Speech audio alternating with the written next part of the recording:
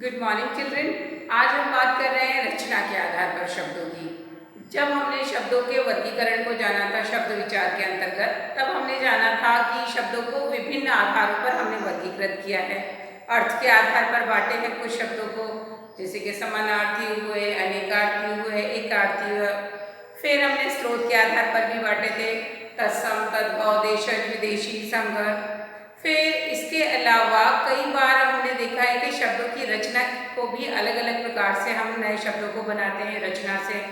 तो जब हम रचना के आधार पर बात करते हैं शब्दों की, तो हमने देखा था कि शब्द के रूप तीन होते हैं, रूढ़, यौगिक और योग रूढ़। रूढ़ ऐसे शब्द जिनके टुकड़े नहीं किए जा सकते, अगर टुकड़े करेंगे तो उनका कोई अर्थ नहीं निकलेगा। यौगिक शब्द, जब दो शब्दों को हम इस प्रकार मिलाते हैं कि एक नया शब्द बनता है और उनका अर्थ निकलता है। इसके अलावा उन यौगिक शब्दों में जिन दो शब्दों से नए शब्द की रचना की जाती है, तो वो जो दोनों शब्द हैं उनका भी अर्थ होता है और जो नया शब्द बनता है उसका भी अर्थ होता है। ये यौगिक शब्द होता है। और योग रूढ़ शब्द ऐसा शब्द होता है जो दो शब्दों से मिलकर तो बना होता है, लेकिन वो किसी विशेष अर्थ का बोध कराता है, जो किसी विशेष अर्थ का बोध कराता है। तो ये था संक्षिप्त में पुनरावर्तन, यानी कि रचना के आधार पर शब्द के हमने तीन रूप पढ़ लिए हैं, रूढ़, यौगिक और योग रूढ़। रूढ़ शब्द जिसके टुकड़े नहीं किए जा सकते, पुस्तक, मैला, थैला, अगर टुकड़े करेंगे तो कोई अर्थ नहीं निकलेगा। यौगिक शब्द जहाँ पर दो शब्दों को मिलाकर नया शब्द बनाया जा रहा है, जैसे हमने कहा महा प्लस नगर, महानगर। तो महा यानी बड़ा, नगर यानी शहर, हो गया बड़ा शहर। तो यहाँ पर दोनों ही शब्दों के अर्थ हैं सॉरी, महा यानी कि बड़ा, नगर यानी शहर। तो महा का भी अर्थ है, नगर का भी अर्थ है, दोनों को मिलाया तो महानगर बना, यानी बड़ा नगर, उसका भी अर्थ है। इस प्रकार यौगिक शब्दों में दोनों ही शब्दों का अर्थ होता है।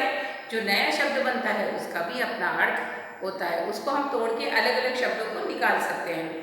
लेकिन योग रूढ़ शब्द ऐसा होता है जिसमें जब दो शब्दों को मिलाकर हम नया शब्द बनाते हैं, उसका अर्थ एक विशेष अर्थ होता है। जैसे हम कहते हैं लंब धन उदर लंबोदर, तो लंबोदर का मतलब होता है लंबे उदर वाला, जो कि गणेश जी के लिए, भगवान गणेश के लिए इस्तेमाल किया जाता है। तो ऐसे शब्दों को हम योग रूढ़ बोलते हैं। तो आज हम आपको कुछ यौगिक शब्दों का अभ्यास कराने जा रहे हैं। यौगिक शब्दों का अभ्यास करने का मतलब, हमने आपको एक शब्द दिया है, हमने नहीं दिया है आपको कि उसमें क्या जोड़ना है। करना क्या है, शब्द जोड़ना है उसमें और नया शब्द बनाना है। कैसे, अभ्यास देखते हैं। दिए गए शब्दों में अन्य शब्द जोड़कर यौगिक शब्द बना। एक एक शब्द दिया है, आपने देखा ये शब्द अधूरा है, उसके आगे मैंने प्लस यानी धन का निशान लगाकर छोड़ दिया है। आपको यहाँ पर उसमें जोड़ना है कोई शब्द और नया शब्द बनाना है। तो चलिए देखते हैं किस प्रकार शब्द बना सकते हैं। रसोई, रसोई में कौन सा शब्द जोड़ा जा सकता है? अगर हम घर लगा दें तो रसोई धन घर, तो क्या बन जाएगा, रसोई घर। एक बात याद रखना है कि यहाँ पर लिखते समय इसे अलग अलग अब हम नहीं लिखेंगे, क्योंकि हमने रसोई में घर जोड़कर उसे एक बनाया है। तो एक शब्द की पहचान क्या होती है कि वो एक साथ लिखा जाएगा। यदि वो योजक चिन्हों से ना जुड़ा हो, उसके अलावा कोई शब्द हो, तो वह एक साथ जुड़कर लिखा जाएगा। ठीक है, आप अलग अलग रसोई घर नहीं लिखोगे।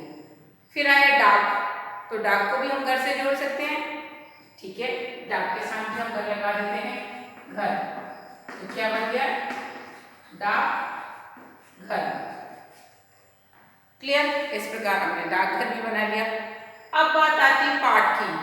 पाठ में हम क्या कर सकते हैं, पाठमाला, पाठशाला बना सकते हैं। तो हम पाठ के साथ शाला शब्द जोड़ देते हैं, तो क्या बन जाएगा, पाठशाला यानी कि विद्यालय बना। पाठ में शाला जोड़ा तो क्या शब्द बन गया, पाठशाला। अब अगली तरफ जाते हैं पुस्तक।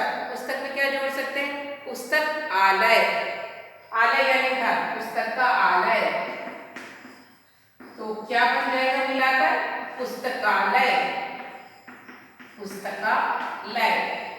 अब इस शब्द को लिखते समय आपको इस चीज का ध्यान रखना है कि पुस्तकालय में आपने जब यहाँ पर आ का पूरा आ लिखा हुआ है बड़ा, तो यहाँ पर उसकी मात्रा लगानी है, ना कि उसको लिखना है, पुस्तकालय। क्लियर। अब बढ़ते हैं महानगर, महासागर। महानगर की हमने चर्चा कर ली था, महासागर लिख सकते हैं। महासागर तो क्या बन जाएगा? महासागर। हमने बना ली महासागर, महासागर। तो यहाँ हमने देखा रसोई में घर जोड़कर क्या बनाया? रसोई घर। डाक में घर जोड़कर क्या बनाया? डाकघर। पाठ में शाला जोड़कर क्या बनाया? पाठशाला। पुस्तक में आलय जोड़कर क्या बनाया? पुस्तकालय। और महा में सागर जोड़कर क्या बनाया? महासागर।